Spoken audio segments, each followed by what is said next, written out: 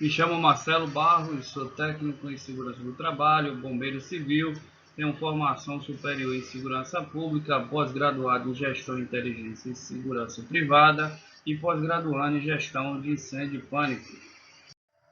Neste módulo vamos abordar o assunto de técnicas de remoção, atendimento e transporte de acidentados. Nesse nosso treinamento, aqui nesse nosso módulo em técnicas de remoção, atendimento e transporte de acidentados, a gente vai abordar o resgate de uma forma básica, porém sem deixar de seguir protocolos internacionais, por exemplo, pois o resgate é fundamental para elevar as probabilidades de salvamento de um acidentado. Para você ter ideia, existe um grupo chamado INSARAG, que é o Grupo de Assessoria de Busca e Resgate Internacional. Ele é uma rede global de mais de 90 países e organizações sobre a responsabilidade das Nações Unidas e lida com questões relacionadas à busca e salvamentos urbanos, o SAR. Os bombeiros militares, por exemplo, eles usam o BREC, Busca e Resgate em Estruturas Colapsadas, que tem uma fase sistemática, por exemplo, desde a sua preparação, ativação e mobilização, operações do incidente, desativação e desmobilização. Então, essa evolução tecnológica, esse aumento contínuo das nossas quantidades de informação, eles permitiram esse aperfeiçoamento de metodologias e técnicas de resgate e salvamento. E também cabe a cada empresa adotar a técnica mais adequada para suas atividades. O transporte de acidentados ele é um fator determinante no sucesso do primeiro socorro. Então, existem duas formas de extração de vítima do local sinistrado, do local da ocorrência. Então, existe uma forma padrão, que é aquela forma que há o atendimento humanizado, e uma forma mais simples. Muitas vezes a própria vítima ela te ajuda a conduzir ela. Por exemplo, na imagem número 1, você tem o socorrista, aí, a pessoa que está prestando um socorro, e a própria vítima ela está auxiliando nesta condução. No número 2, existe uma condução também com o apoio da vítima, pois a vítima ela se apoia no ombro dos socorristas. A número 3, ela também está fazendo como que diz assim, tipo um abraço ali. O número 4, ela é muito utilizada pelos bombeiros. Tá? Ela é uma manobra de extração de vítima do local sinistrado, principalmente em locais onde há risco de explosão, risco de desmoronamento, risco de incêndio, vazamento de gás, dentre outros, onde é necessário a remoção da vítima quando a vítima está inconsciente. Tá? Essa número 7 aí, ela está mostrando um exemplo com 3 socorristas, mas aí pode ser feito com vários socorristas, é uma técnica bastante efetiva. Tá? Então, esse tipo de transporte é um tipo de transporte mais básico, tá ok? Nessas imagens, nota-se que há um atendimento mais padrão, que esse atendimento teve início de uma abordagem mais técnica, que a gente vai ver mais à frente, onde a vítima ela está realmente sendo atendida por uma equipe especializada, está sendo colocada sobre uma prancha rígida, sua cervical foi estabilizada, ela está propriamente dita presa à prancha por tirantes, a sua cabeça ela está estabilizada e ela está de uma forma padrão, né? Então, ela está sendo conduzida por socorristas, brigadistas, realmente um atendimento mais especializado. Nessas imagens já notamos um resgate mais técnico, né, em transporte de acidentados. E nota-se que essa equipe especializada ela está utilizando de EPI. São diferentes elementos que têm por finalidade resguardar o resgatista, socorrista, reduzindo a sua exposição a fatores externos que possam lesioná-lo. Deste modo, podemos entender por EPI aqueles a serem utilizados por uma pessoa que, devido à sua atividade, está vulnerável ao entorno e pode sofrer algum dano ou lesão. Esses equipamentos devem ser considerados como uma proteção temporal e imediata, enquanto não forem eliminadas as condições de perigo. Nós temos aí, por exemplo, proteção para a cabeça, proteção ocular e facial, proteção auditiva, proteção respiratória, corporal, proteção para as extremidades. Neste caso também está sendo utilizada uma marca diferente daquela prancha rígida que você é acostumado a ver aí no SAMU, no Corpo de Bombeiro Militar, em resgate de rua. Aí ela tem uma proteção diferenciada, ela tipo envolve todo a vítima para que você consiga extrair ela de um espaço confinado ou até mesmo fazer um resgate em altura. Como eu já havia falado, temos duas formas básicas de resgate: a forma rápida e a forma padrão. A forma rápida é quando eu prezo pela vida da vítima. Ela está inconsciente, ela está em um local inseguro e eu utilizo o mínimo de equipamento. Note ali que ele está sendo removido do local apenas por um lençol. Então, um local com risco, como já falei, de explosão, um risco de vazamento de gás cloro, por exemplo, um risco de vazamento de amônia, incêndio. Então, eu preciso retirar aquela vítima daquele local de uma forma rápida para evitar uma situação fatal. E um atendimento padrão ou atendimento humanizado da vítima, a vítima ela está estável, ela está em local seguro e a gente utiliza os equipamentos. A prancha rígida, o colar cervical, é feito uma abordagem, uma apresentação à vítima. Ó, meu nome é Marcelo, sou bombeiro, estou aqui para lhe ajudar, aceita a minha ajuda. E aí a gente obedece os protocolos internacionais que a gente vai ver um pouco mais à frente.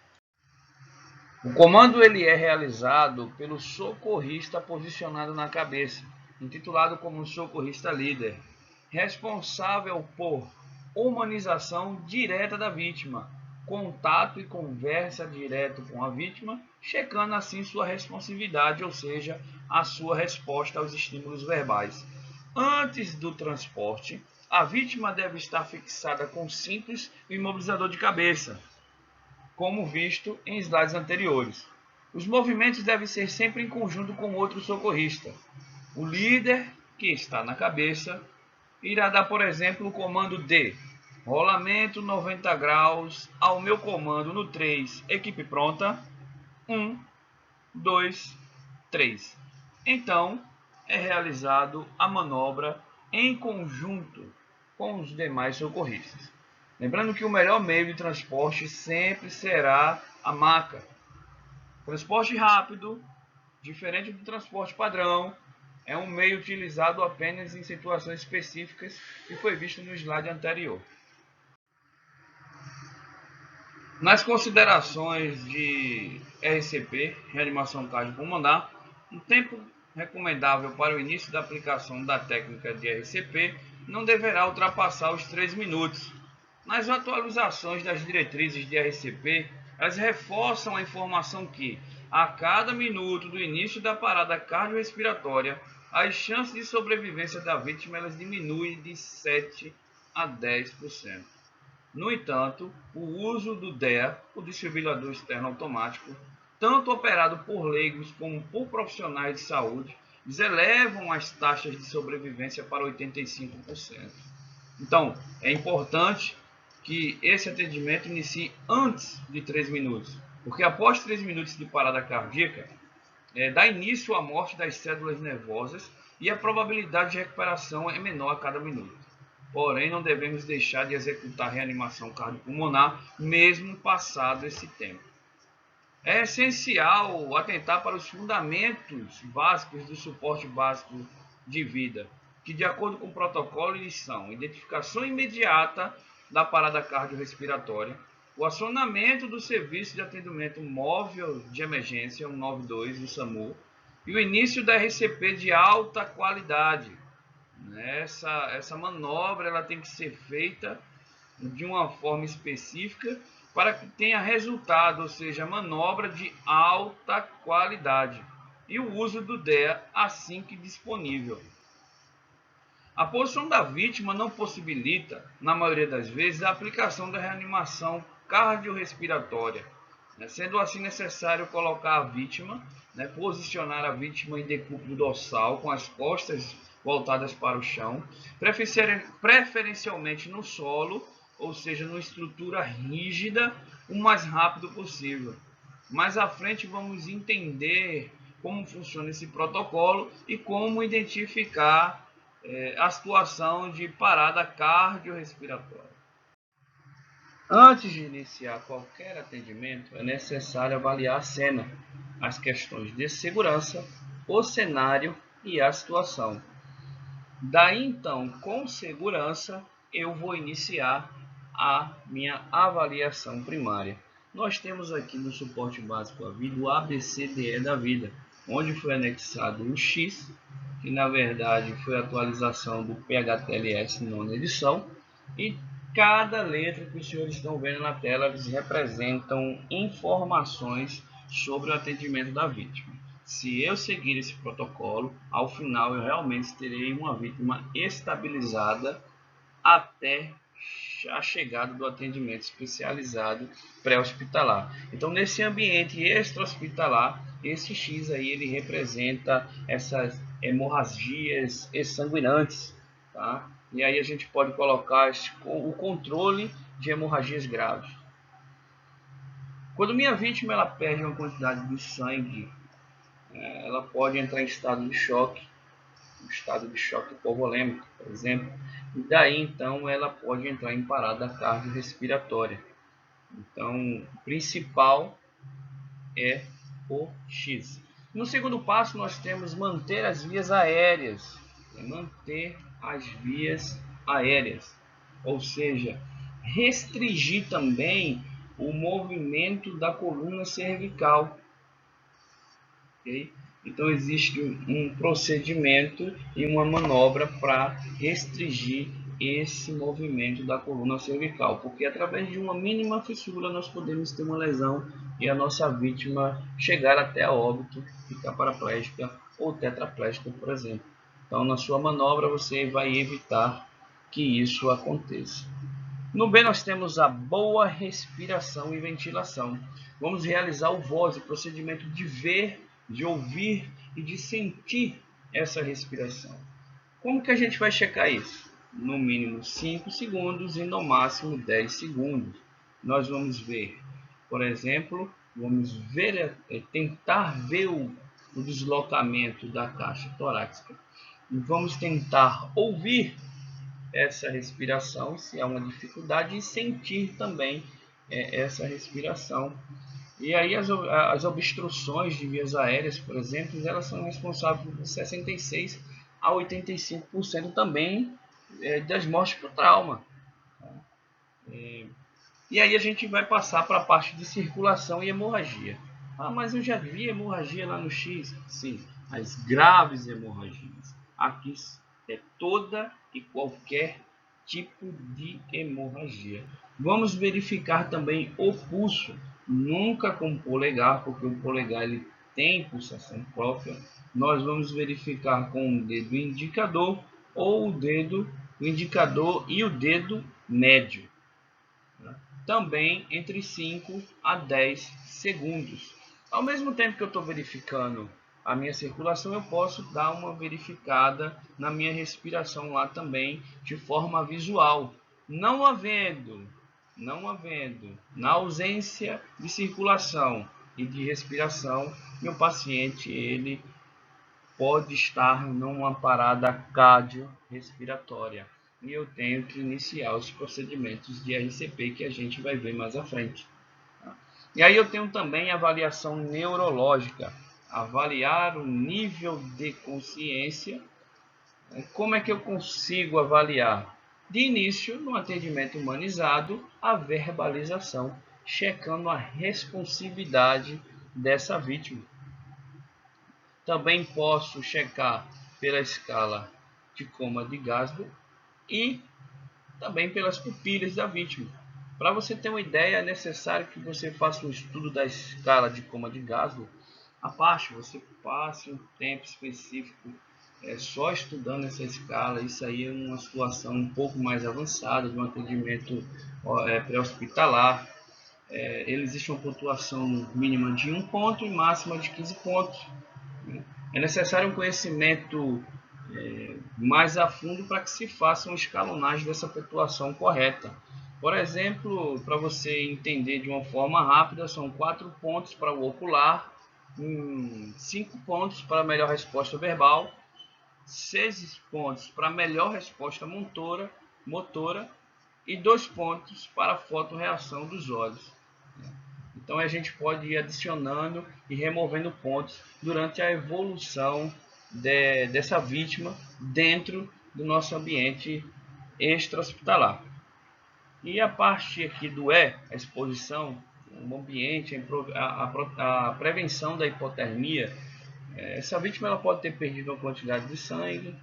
Você sabe que o sangue também ele tem uma resposta na nossa temperatura. E aí a gente expondo a vítima, né?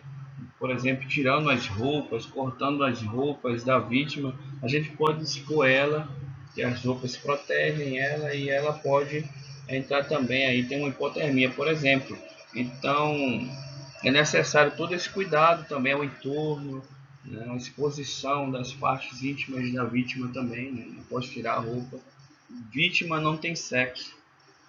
Socorrista tem total respeito e vítima não tem sexo, mas as pessoas que estão olhando por fora, filmando, por exemplo, com a nossa tecnologia hoje em dia avançada, o pessoal geralmente pega uma câmera, quer filmar, expõe essa imagem aí nas redes sociais, e aí você pode ter um problema e também prezar pela intimidade da sua vítima, ok? Então mais à frente aí a gente vai estar dando uma evoluída nessa parte aí das pupilas, ok? Na avaliação pupilar ou avaliação das pupilas, disfunção neurológica, essa avaliação do diâmetro das pupilas tão importante quanto as demais avaliações, pois pode nos trazer bases possíveis de lesões que a vítima podem trazer. Então, quando eu tenho duas pupilas do mesmo tamanho, normais, eu tenho que avaliar não só as pupilas, mas eu tenho que avaliar o fotorreagente, se o nervo óptico está respondendo.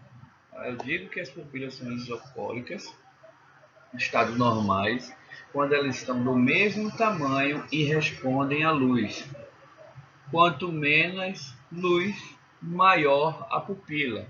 Quanto maior a luminosidade, menor a pupila. É assim que funciona. Tá? E eu tenho que ter bastante atenção com as pupilas com miose, que são as mióticas. Elas também têm o mesmo tamanho. Porém, quando eu jogo um flash de luz, as mesmas não se contraem. Por quê? Porque elas já estão no máximo de contração, né? Podendo indicar lesões no sistema nervoso central ou até mesmo o uso abusivo de algumas toxinas, como álcool, dentre outros. Tá? Eu também tenho uma situação das pupilas com midríase, né, que são as pupilas midriáticas. Elas estão realmente dilatadas ao máximo. Isso pode acontecer quando a pessoa provavelmente está no escuro.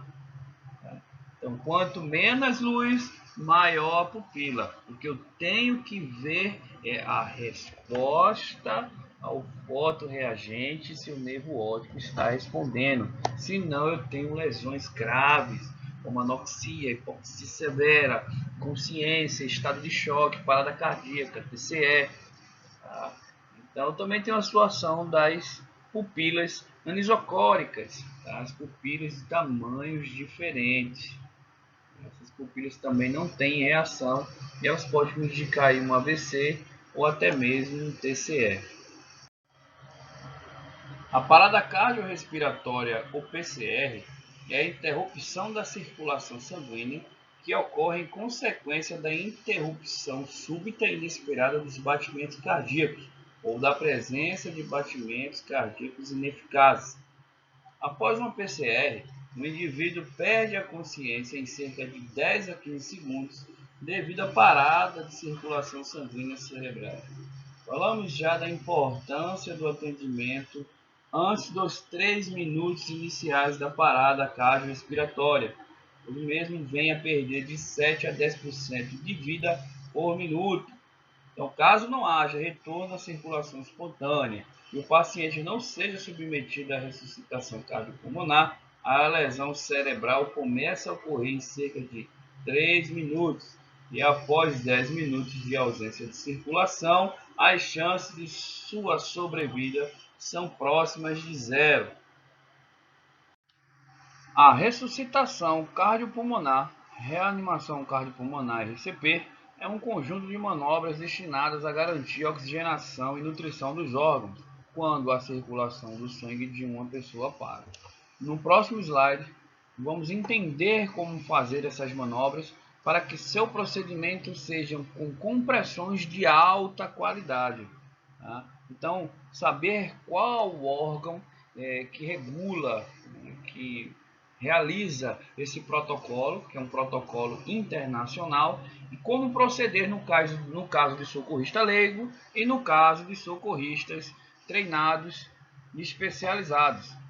Nesta situação, se o sangue não é bombeado para os órgãos vitais, como o cérebro, coração e os pulmões, esses órgãos acabam por entrar em necrose, colocando em risco a vida da pessoa. Aqui nós iremos observar qual o posicionamento correto para realizar a manobra de RCP.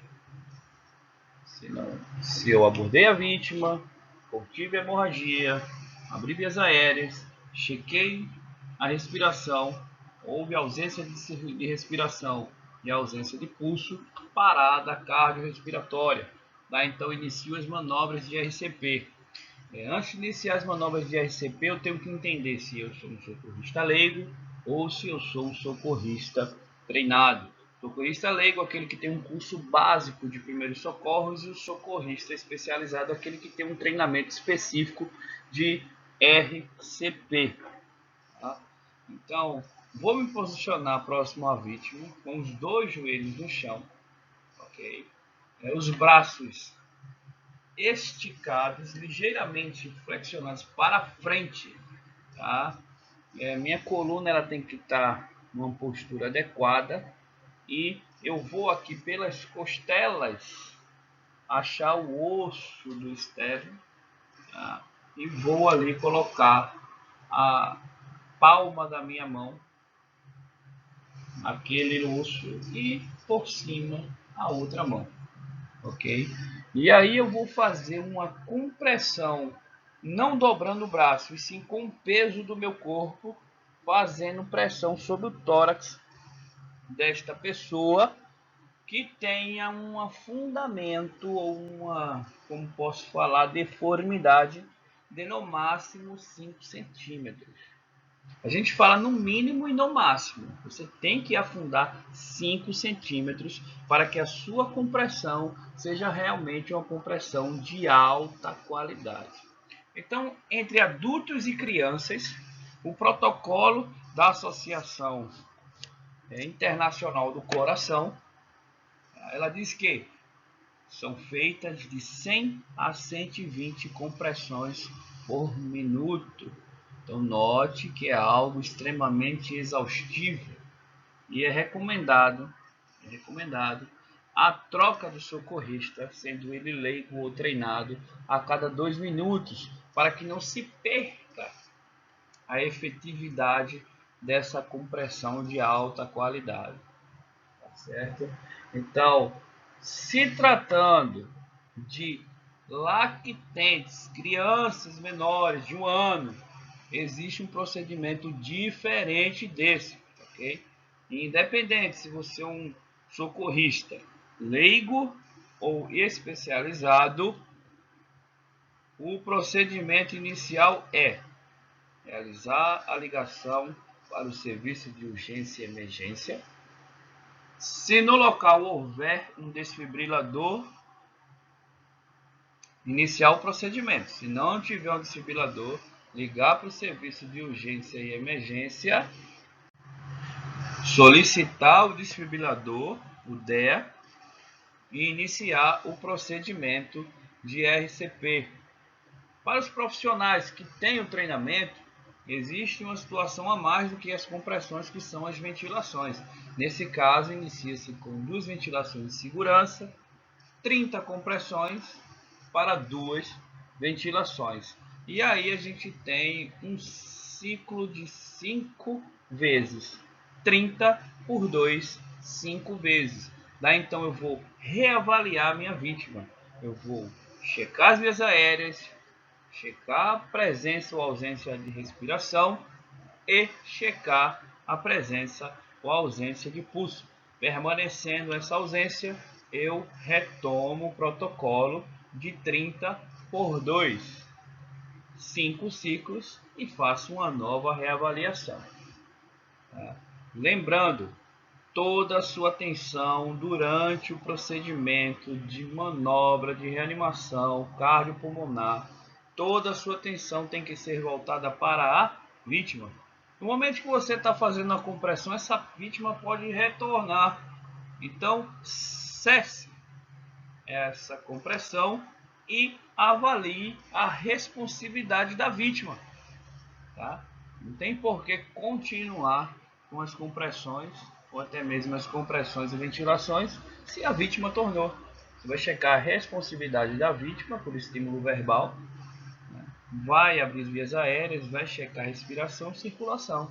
Se a vítima retornar à parada cardiopulmonar, se reinicia esse protocolo de RCP. Se você ver um adolescente ou adulto sofrer um colapso súbito, é importante agir com rapidez. Ajudar a salvar uma vida é mais fácil do que você imagina. Basta aplicar a RCP somente com as mãos. O primeiro passo é ligar ou pedir a alguém que ligue para o número de emergência local. Posicione-se diretamente ao lado da vítima e coloque o calcanhar de uma mão no centro do peito da vítima e a outra mão em cima da primeira. Comprima o centro do peito forte e rápido até que chegue a ajuda. É importante comprimir pelo menos 100 vezes por minuto, o que equivale aproximadamente a esse ritmo. Esperamos que nunca precise fazer a RCP somente com as mãos, mas se você ver um adolescente ou adulto sofrer um colapso súbito, não tenha medo de tentar. Lembre-se de ligar para o número de emergência local e comprimir forte e rápido no centro do peito até a ajuda chegar. Sua atitude pode ajudar a salvar uma vida. Se você ver um adolescente ou adulto sofrer um colapso súbito, comece a RCP somente com as mãos. Para aprender mais, visite o site international.heart.org.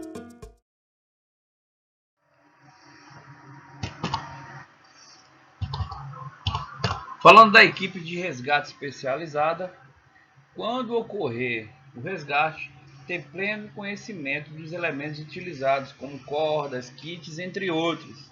Lembrando que é imprescindível se faça uma análise do cenário, a fim de juntar todos os equipamentos e mobilizar as pessoas necessárias para cada ocorrência. O resgate somente deverá ocorrer quando o socorrista estiver seguro de suas ações.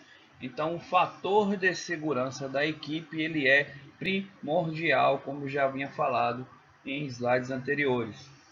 Na aplicação do processo de resgate, deve-se tomar as precauções necessárias a fim de evitar o segundo acidente, que poderá ser de gravidade superior ao primeiro.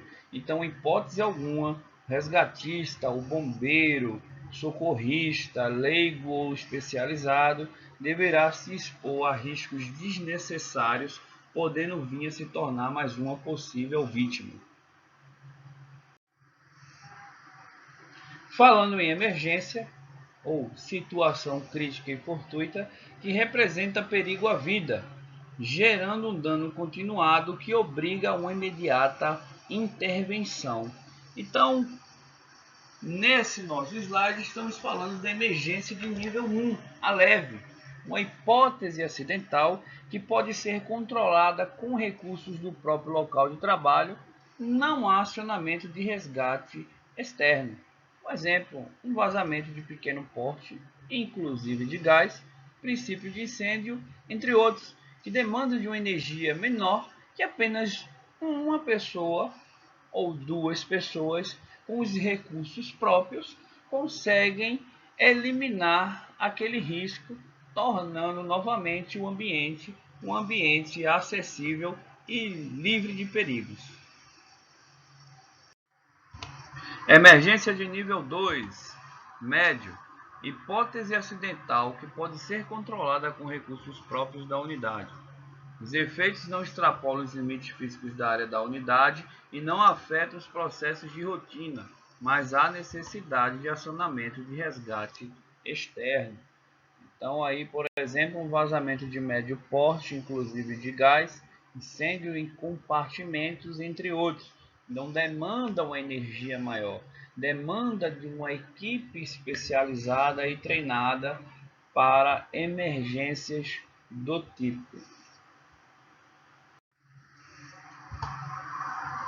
Emergência do nível 3, grave.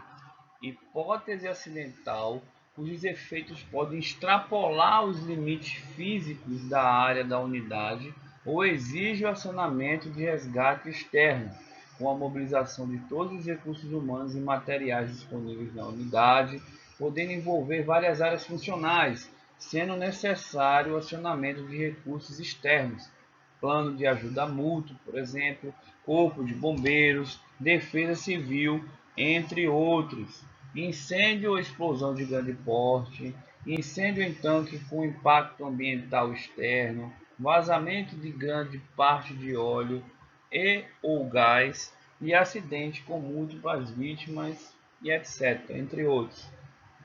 Então aqui a gente nota que já deve-se ter um desprendimento de energia muito maior, de pessoas, de equipamentos e de recursos, onde é necessário analisar como um todo os impactos, não só do local, como nas extremidades, né, nas partes circunvizinhas. Então aí a gente tem que acionar os órgãos, por exemplo, de segurança pública. Não só o setor privado vai ser capaz de realizar o atendimento para que tudo volte à normalidade nesse tipo de emergência. Tipo de emergência: nós temos acidente envolvendo vítimas com lesões, choque elétrico, quedas, picadas de animais peçonhentos, incêndios. Então, para choque elétrico, nós temos medidas de segurança contidas no NR10, nas quedas NR35, picadas de animais peçonhentos, nós temos os cursos de primeiros socorros. Para incêndio, nós temos os NR23, norma regulamentadora número 23, e também os cursos de brigada de incêndio. Tipos de emergência: nós temos aí também ainda explosões, vazamento de gás, contaminação com produtos perigosos, transporte rodoviário de produtos perigosos, trânsito, descargas atmosféricas, desastres naturais como inundações, tempestades. Então, nota-se que mesmo você no ambiente de trabalho ou fora do ambiente de trabalho, se sentindo seguro, o risco nunca é zero.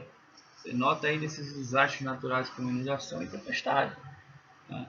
Então, atenção redobrada sempre nas normas e procedimentos de segurança.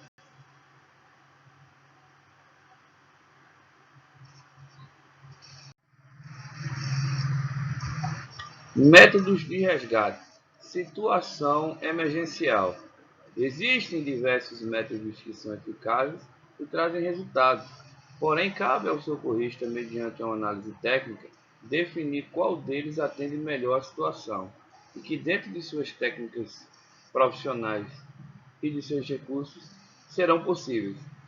Existem atitudes decisivas para o resgate também e, primordial, manter a calma, analisar a gravidade da situação, tomar a decisão e agir. Esta situação de manter a calma não apenas ao socorrista, mas também às pessoas envolvidas na ocorrência, diretamente e indiretamente.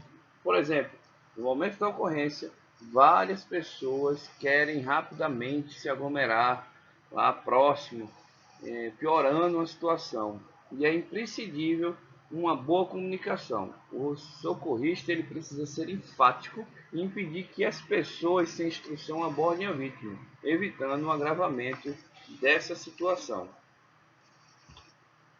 Lembrando que cada empresa adota a técnica mais adequada às suas atividades.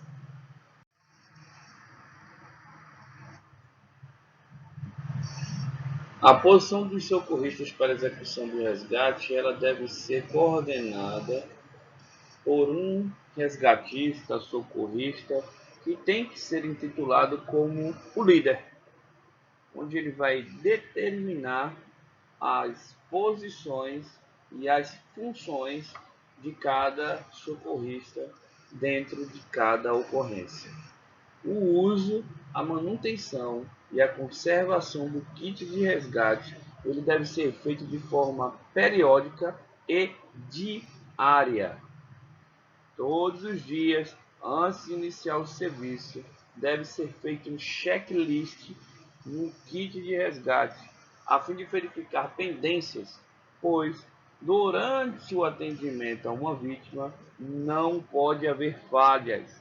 Lembre que a cada minuto, por exemplo, no RCP, a vítima perde de 7 a 10% da sua chance de vida.